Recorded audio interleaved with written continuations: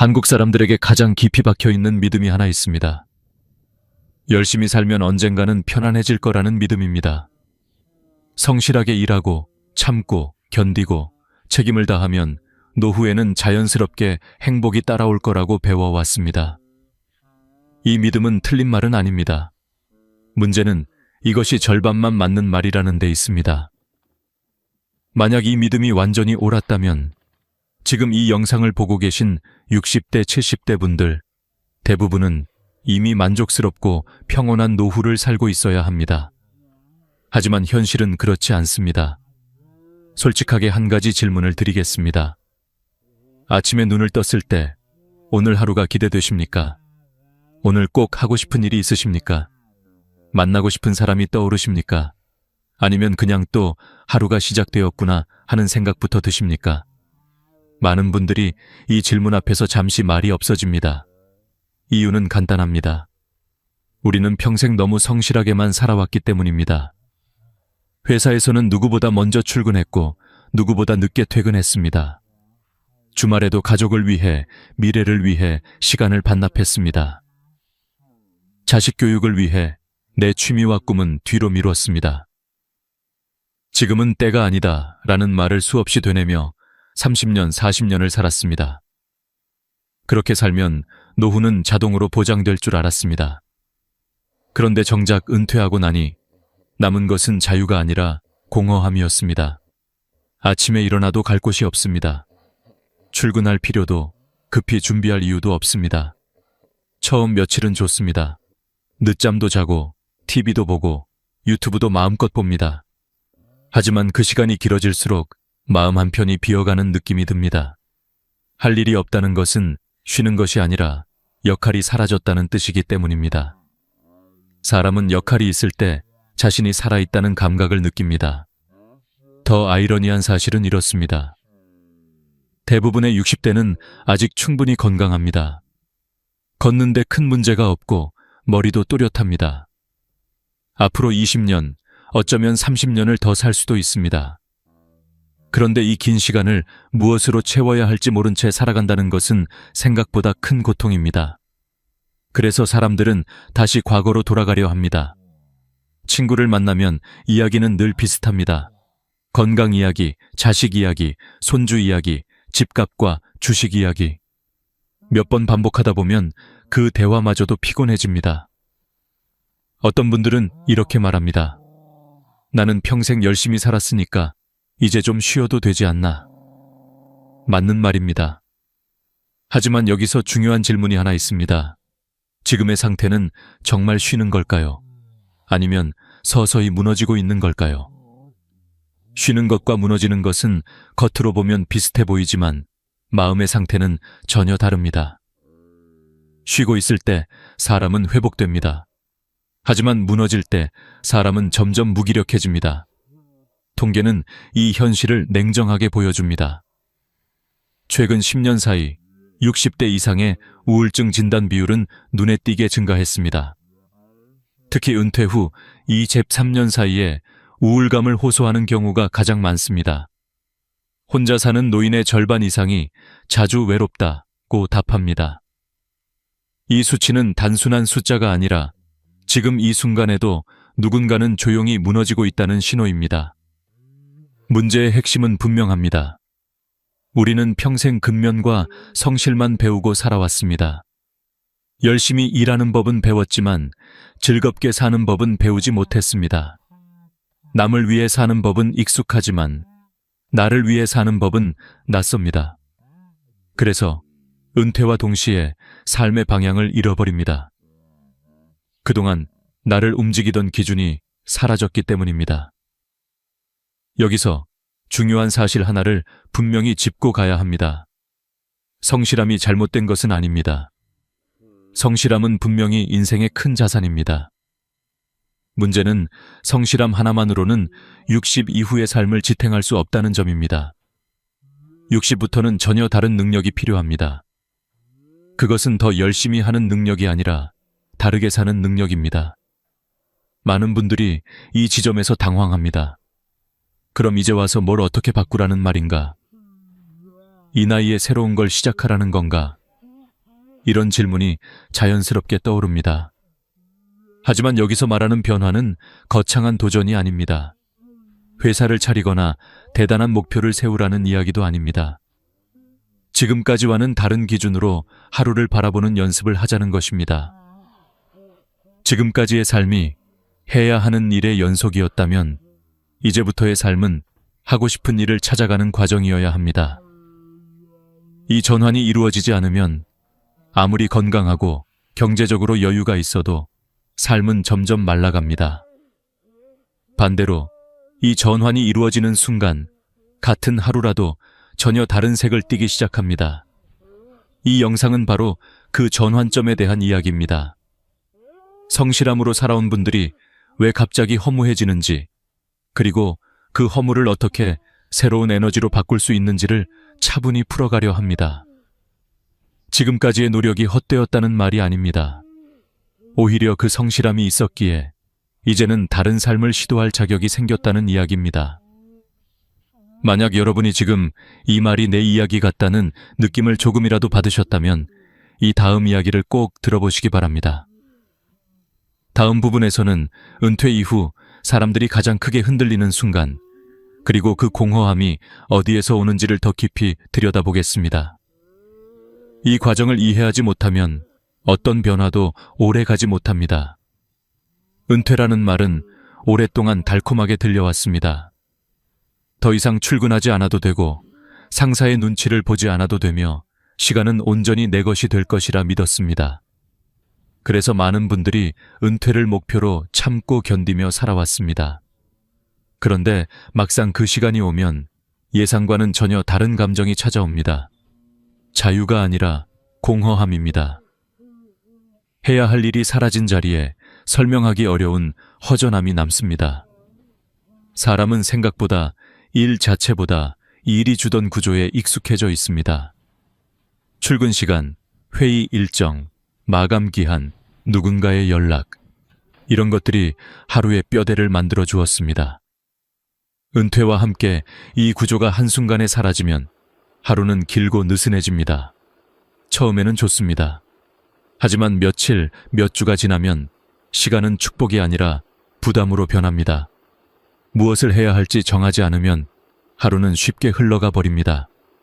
많은 분들이 은퇴 후 가장 힘들다고 말하는 것이 바로 이 지점입니다.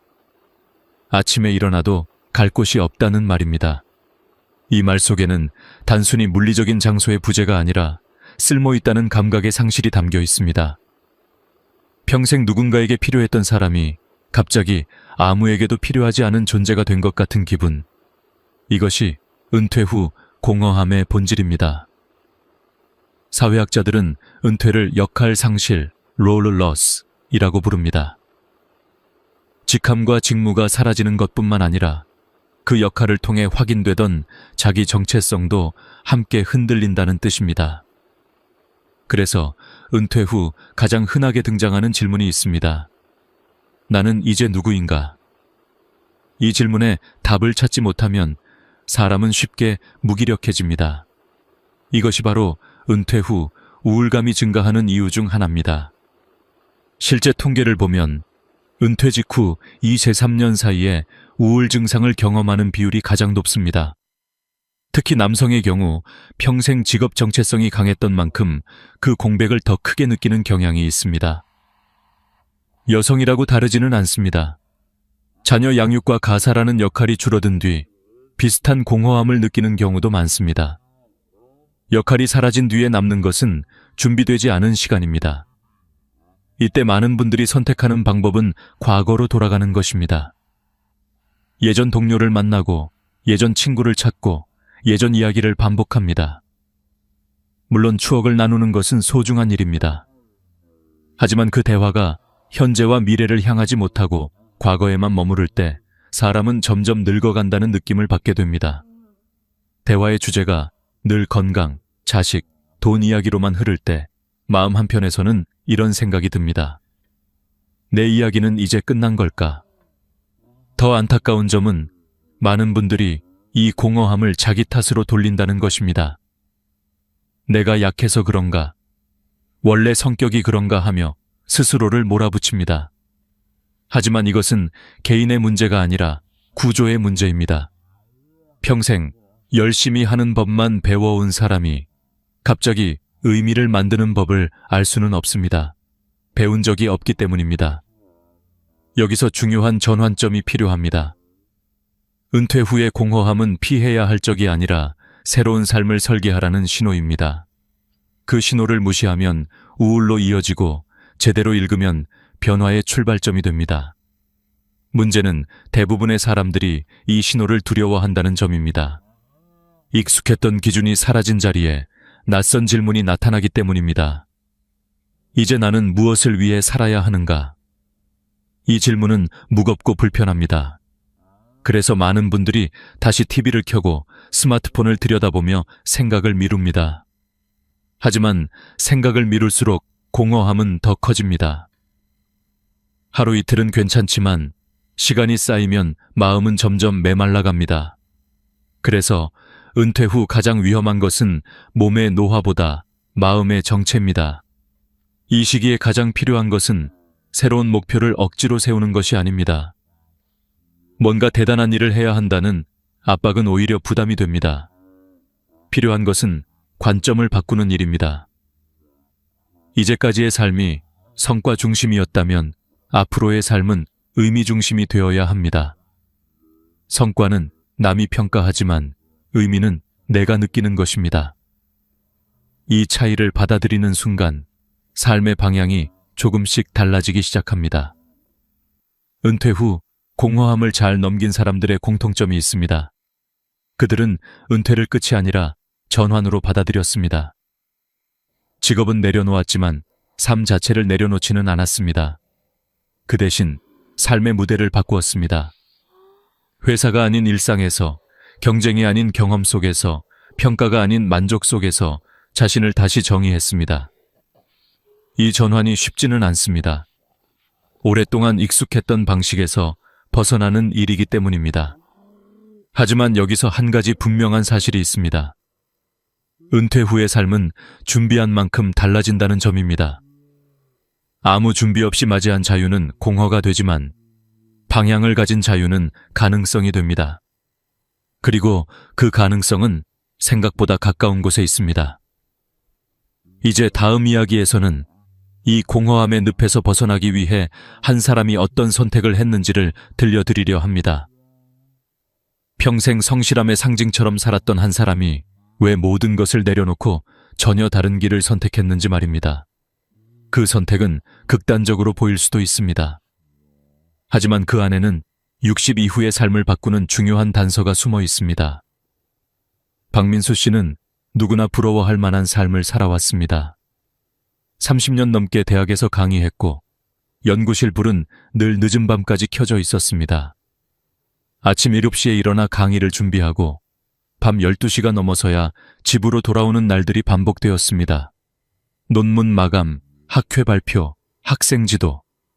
그의 하루는 늘 빽빽했고 사람들은 그를 두고 정말 성실한 사람이라고 말했습니다. 박민수 씨 스스로도 그렇게 믿었습니다.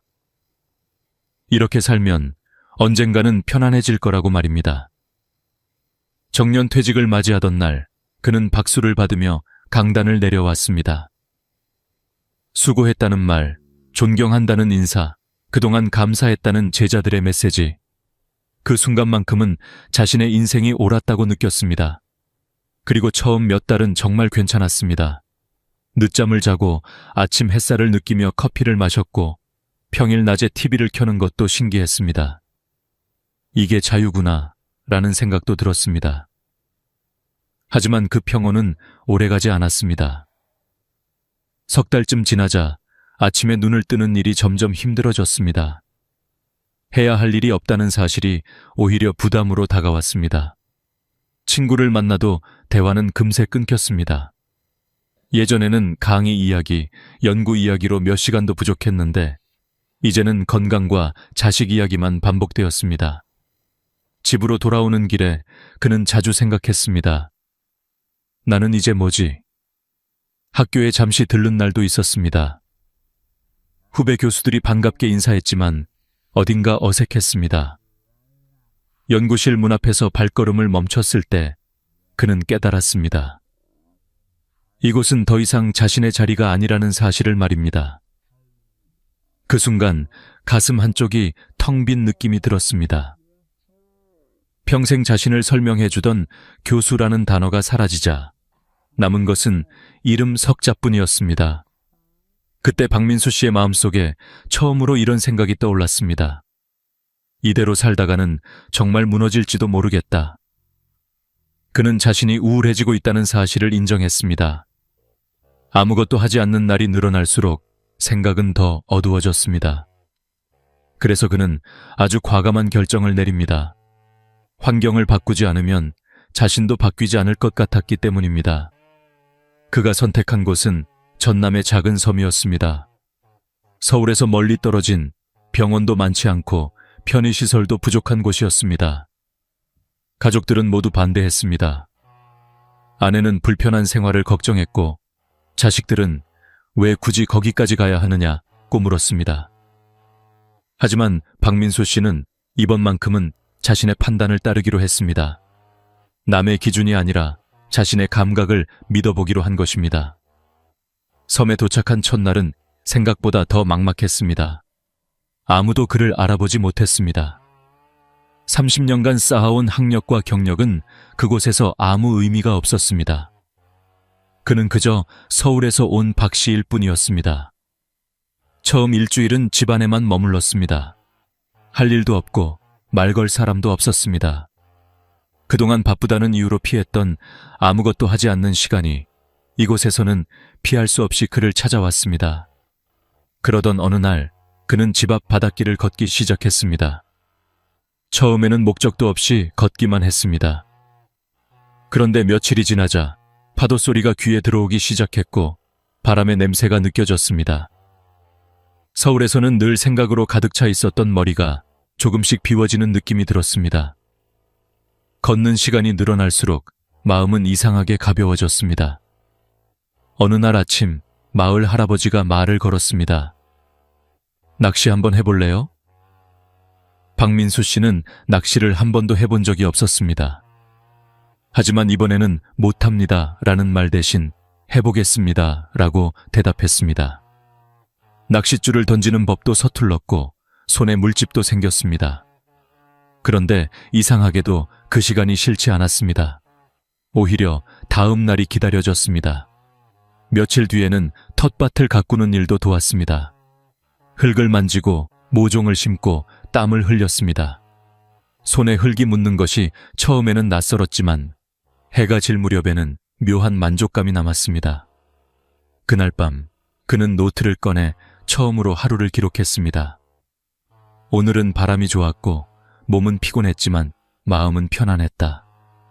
아주 짧은 문장이었지만 그 문장을 쓰는 순간 그는 살아있다는 감각을 느꼈습니다. 석 달쯤 지났을 때 박민수 씨는 깨달았습니다. 자신이 평생 머리로만 살아왔다는 사실을 말입니다. 남들의 평가, 사회의 기준, 성공이라는 단어에 맞춰 자신을 끊임없이 조정해 왔다는 것을 알게 되었습니다. 섬에서는 아무도 그를 평가하지 않았습니다. 잘하든 못하든 상관없었습니다. 그 자유가 그를 다시 숨쉬게 만들었습니다. 1년 뒤 옛 제자가 섬을 찾아왔습니다. 제자는 깜짝 놀랐습니다. 주름은 늘었지만 박민수 씨의 눈빛은 오히려 더 또렷해 보였기 때문입니다. 제자가 물었습니다. 교수님, 여기서 뭐 하세요? 시간 낭비 아닌가요? 박민수 씨는 웃으며 대답했습니다. 나는 지금 내 삶을 만들고 있네. 예전에는 남의 이론을 가르쳤지만 지금은 내 하루를 창조하고 있지. 이 말 속에는 중요한 진실이 담겨 있습니다. 박민수 씨는 도망친 것이 아니라 방향을 바꾼 것입니다. 성실함을 버린 것이 아니라 그 성실함을 자신에게로 돌린 것입니다. 그리고 바로 이 지점에서 60 이후의 삶이 달라지기 시작합니다. 다음 이야기에서는 박민수 씨의 변화가 가능했던 이유, 그리고 그가 말한 창조가 정확히 무엇을 의미하는지를 더 깊이 들여다보겠습니다. 이 개념을 이해하지 못하면 변화는 다시 과거의 습관으로 돌아가고 말 것입니다. 많은 사람들이 박민수 씨의 이야기를 들으면 이렇게 반응합니다. 그건 특별한 사람이니까 가능한 거야. 교수였으니까, 여유가 있었으니까 할 수 있었던 선택이지. 하지만 이것은 아주 흔한 오해입니다. 박민수 씨의 변화에서 핵심은 장소도 직업도 돈도 아닙니다. 진짜 핵심은 그가 삶을 바라보는 관점 자체를 바꾸었다는 것입니다. 그리고 그 관점의 이름이 바로 창조입니다.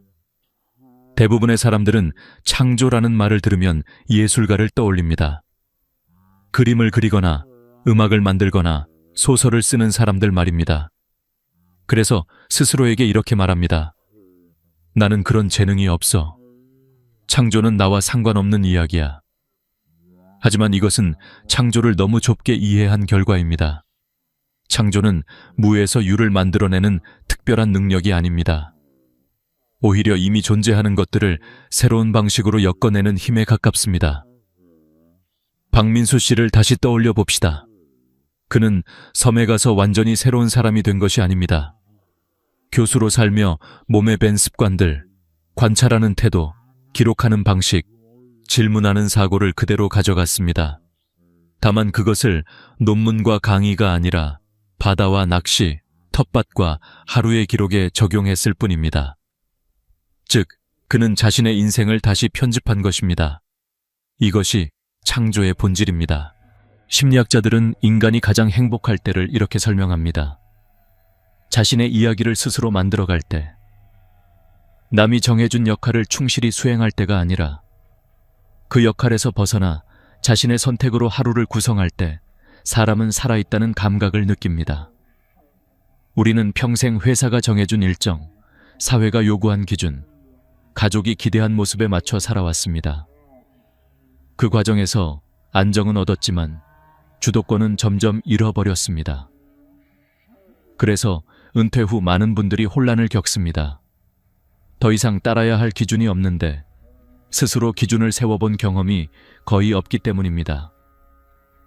창조적 삶이란 바로 이 지점에서 시작됩니다. 남들이 좋다고 하는 것이 아니라 내가 의미 있다고 느끼는 것을 기준으로 삼는 것입니다. 이 전환은 단순해 보이지만 실제로는 상당한 용기가 필요합니다.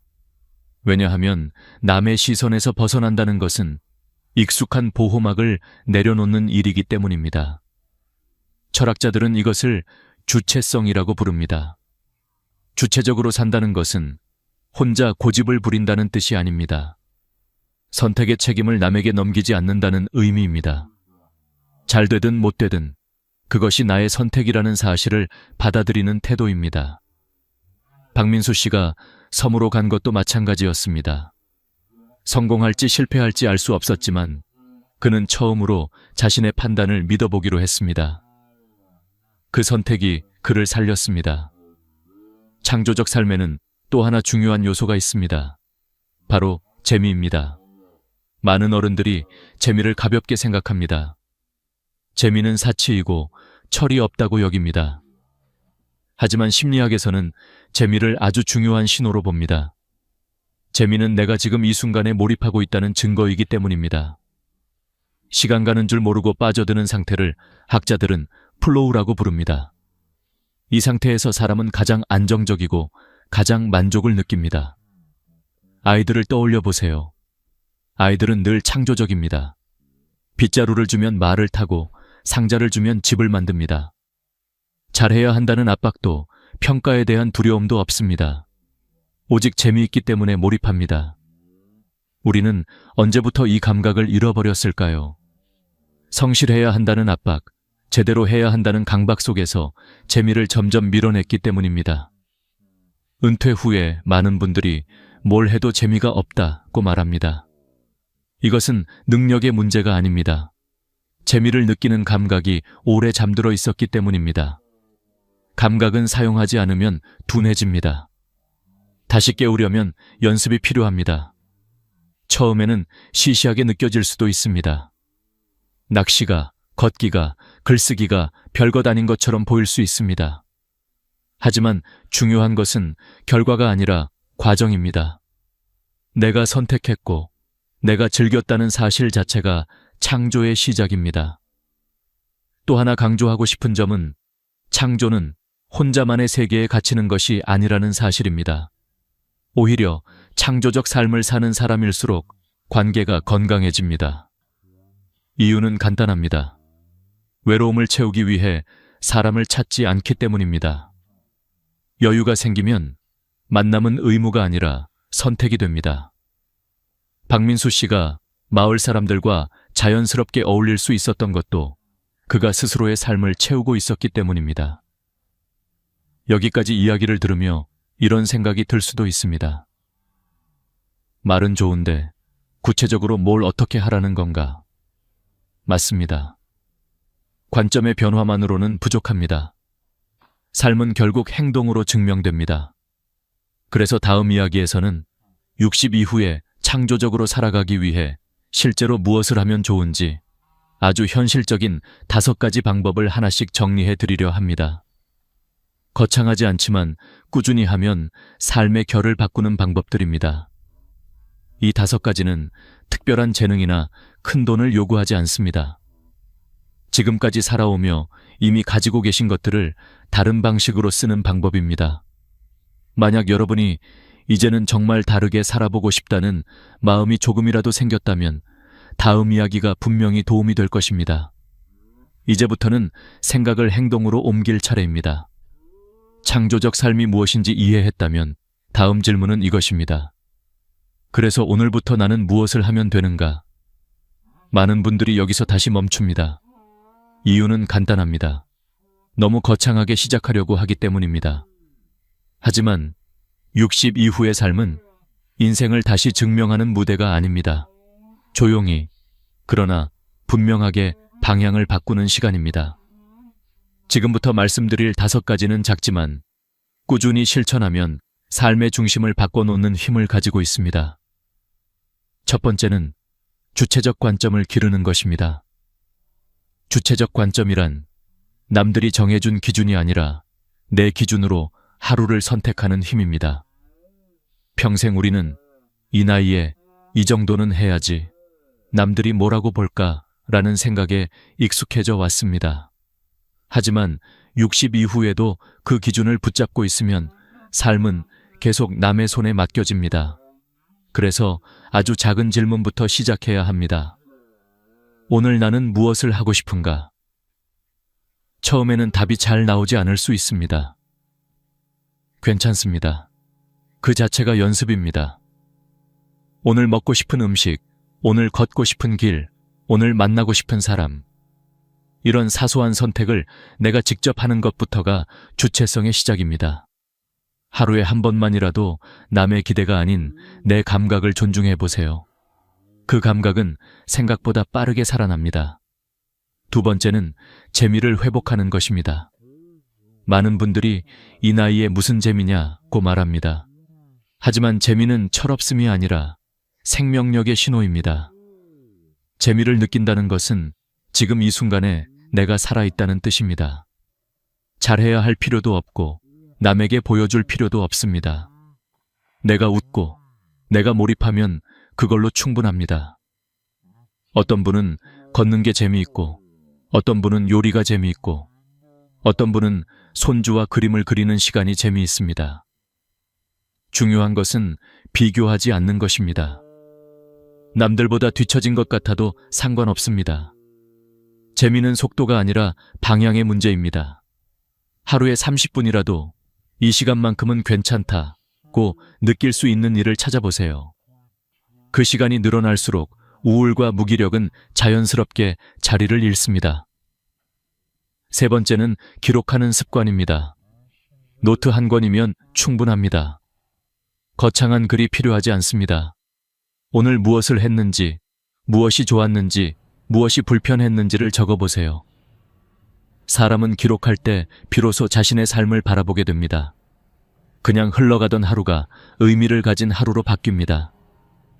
심리학 연구에 따르면 하루에 감사한 일을 3가지씩 기록하는 사람들은 그렇지 않은 사람들보다 우울감이 눈에 띄게 낮다고 합니다. 이유는 간단합니다. 기록은 삶의 초점을 없는 것이 아니라 있는 것으로 옮겨주기 때문입니다.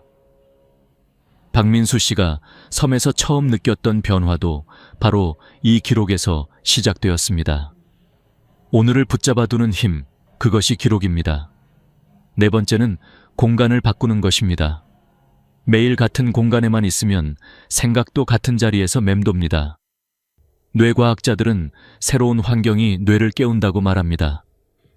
익숙한 공간에서는 뇌가 최소한으로만 작동하지만 낯선 공간에서는 감각이 깨어납니다. 멀리 갈 필요는 없습니다.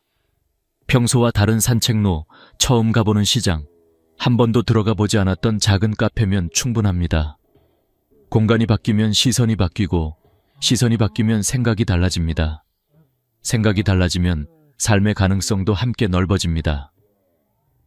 박민수 씨가 섬으로 간 것은 극단적인 예일 뿐, 본질은 환경을 흔드는 것에 있습니다. 다섯 번째는 새로운 관계를 만드는 것입니다. 여기서 말하는 관계는 의무적인 인간관계가 아닙니다. 억지로 모임에 나가라는 뜻도 아닙니다. 공감할 수 있는 주제로 연결되는 관계입니다. 취미 모임, 봉사활동, 동네 강좌 같은 곳에는 나이와 배경이 다른 사람들이 모입니다. 그들과 나누는 짧은 대화 하나가 굳어있던 생각을 흔들어 놓기도 합니다. 철학자 아리스토텔레스는 인간을 사회적 존재라고 했습니다. 우리는 관계 속에서 나를 다시 발견합니다. 혼자 있는 시간이 중요하지만 완전한 고립은 마음을 마르게 합니다. 중요한 것은 관계의 수가 아니라 질입니다. 한두 사람이라도 충분합니다. 이 5가지를 다시 정리해 보겠습니다. 내 기준으로 선택하기, 재미를 허락하기, 하루를 기록하기, 공간을 바꾸기, 새로운 관계에 마음 열기. 어느 것 하나 특별하지 않습니다. 하지만 이 5가지가 함께 작동할 때 삶은 서서히 다른 방향으로 흘러갑니다. 중요한 것은 한꺼번에 다 하려 하지 않는 것입니다. 오늘은 하나만 해도 충분합니다. 많은 분들이 이렇게 묻습니다. 이걸 한다고 정말 달라질까요? 정직하게 말씀드리겠습니다. 하루 만에 인생이 바뀌지는 않습니다. 하지만 이 5가지를 실천하는 사람과 그렇지 않은 사람의 1년 후 모습은 분명히 다릅니다. 전자는 하루하루가 연결되고 후자는 하루하루가 끊어집니다. 연결된 삶에는 방향이 생기고 방향이 있는 삶에는 의미가 생깁니다. 이제 마지막 이야기를 할 차례입니다. 60 이후의 삶을 어떻게 바라보아야 하는지, 그리고 이 모든 이야기가 결국 우리에게 무엇을 남기는지 정리해 보겠습니다. 지금까지의 이야기가 여러분 마음 어딘가를 건드렸다면 다음 이야기는 그 마음을 단단히 붙잡아 줄 것입니다. 많은 사람들이 인생을 이렇게 생각합니다. 젊을 때는 올라가고 중년은 버티고 노년은 내려오는 시간이라고 말입니다. 그래서 60이 넘으면 자연스럽게 기대를 낮춥니다. 더 이상 바랄 것도 없고 무리하지 말고 조용히 지내야 한다고 스스로에게 말합니다. 하지만 이 생각이 바로 수많은 노년을 무너뜨리는 가장 큰 오해입니다. 인생은 절대 한 방향으로만 흐르지 않습니다. 특히 60 이후의 삶은 내려오는 시간이 아니라 비로소 자기 인생을 직접 운전하기 시작하는 시간입니다. 지금까지 여러분은 누구의 인생을 살아오셨습니까?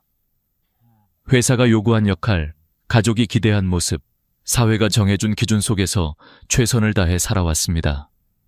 그것은 분명 존중받아야 할 삶입니다. 하지만 동시에 그 삶 속에서 나 자신은 늘 뒤로 밀려 있었습니다. 내가 무엇을 좋아하는지, 무엇을 원했는지, 어떤 삶이 나에게 맞는지 진지하게 묻고 답할 시간은 거의 없었습니다. 60 이후가 중요한 이유는 바로 여기에 있습니다. 이제 처음으로 남이 아니라 나를 기준으로 인생을 다시 설계할 수 있는 시기이기 때문입니다. 박민수 씨의 이야기를 다시 떠올려 보세요. 그는 특별한 사람이 아니었습니다. 다만 한 가지를 선택했을 뿐입니다. 이대로 무너질 것인가, 아니면 다시 살아볼 것인가. 그는 후자를 택했습니다. 그리고 그 선택은 거창한 성공이 아니라 매일의 평온으로 이어졌습니다. 아침에 눈을 뜨는 것이 부담이 아니라 기대가 되었고, 하루를 보내고 나면 오늘도 잘 살았다는 느낌이 남았습니다. 이것이 바로 많은 사람들이 놓치고 있는 진짜 행복의 모습입니다. 심리학자들은 노년기의 행복을 이렇게 정의합니다. 성과가 아니라 의미에서 오는 만족. 더 많이 이루었기 때문에 행복한 것이 아니라 하루하루가 나에게 의미 있기 때문에 만족스러운 상태입니다. 그래서 60 이후의 삶에서 가장 중요한 질문은 이것입니다. 나는 지금 의미 있는 하루를 살고 있는가? 이 질문에 고개를 끄덕일 수 있다면 그 사람의 노년은 이미 성공입니다. 여기서 분명히 짚고 가야 할 점이 있습니다. 60 이후의 삶이 항상 즐겁고 가볍기만 한 것은 아닙니다. 몸은 예전 같지 않고 아픈 날도 늘어납니다. 외로움이 찾아오는 날도 있습니다. 하지만 중요한 차이가 하나 있습니다. 그 모든 것을 대하는 태도입니다. 창조적으로 사는 사람은 고통을 없애려고만 하지 않습니다. 고통 속에서도 자신이 선택할 수 있는 작은 자유를 찾습니다. 오늘은 쉬어도 괜찮고 내일은 다시 걸어도 괜찮다는 유연함을 가집니다. 여러분에게 꼭 드리고 싶은 말이 있습니다. 이제는 더 이상 이 나이에 뭘 해? 라는 말을 스스로에게 하지 마십시오. 그 말은 겸손이 아니라 자기 포기입니다. 60년을 살아냈다는 것은 이미 충분한 증명입니다. 여러분은 실패한 적이 없습니다. 오히려 끝까지 책임지고 살아온 사람들입니다. 그런 사람들이 남은 인생을 자기답게 살 자격이 없을 이유는 어디에도 없습니다. 삶의 후반부는 축적의 시간이 아닙니다. 더 많이 모으고 더 높이 올라가야 하는 시기가 아닙니다. 향유의 시간입니다. 내가 쌓아온 경험을 천천히 음미하고 내가 지나온 길을 이해하며 나만의 속도로 살아가는 시간입니다.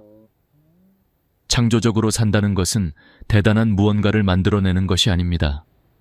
평범한 하루를 나에게 맞는 방식으로 엮어내는 것입니다.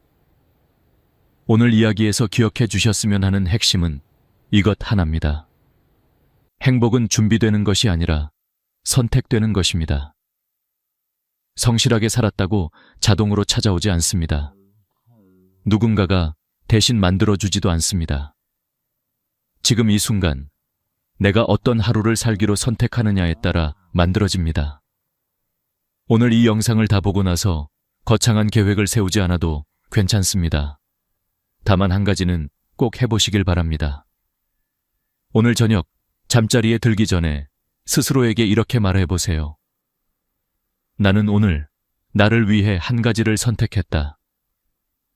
그 선택이 산책이든 기록이든 새로운 생각이든 상관없습니다. 그 한 문장이 쌓이면 인생의 방향은 분명히 바뀝니다. 이제 정말 마지막으로 묻고 싶습니다. 여러분은 남은 인생을 흘러가듯 살고 싶으십니까? 아니면 직접 만들어 가고 싶으십니까? 선택은 지금 이 순간 여러분의 손에 있습니다. 지금부터가 진짜 인생입니다.